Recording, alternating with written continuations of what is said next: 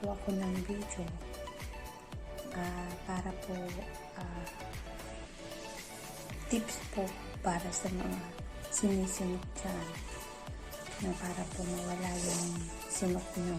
Tulad ngayon, tinaon ko po talaga na gumawa ako ng video ngayon na sinisinok ako para i-demo ko sa inyo kung paano mawala agad yung sinok natin.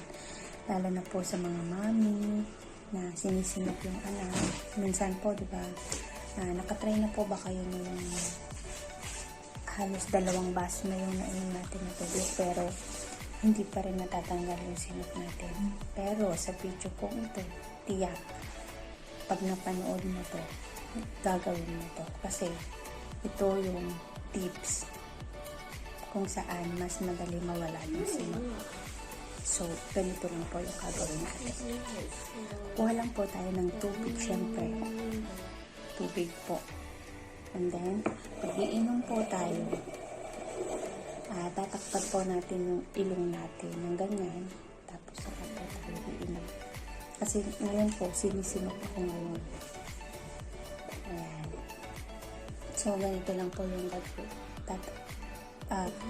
Ipindutin natin yung ilong natin, gano'n.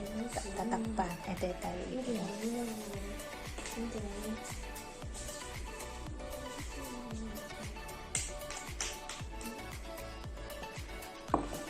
Ayan. Ganun, no?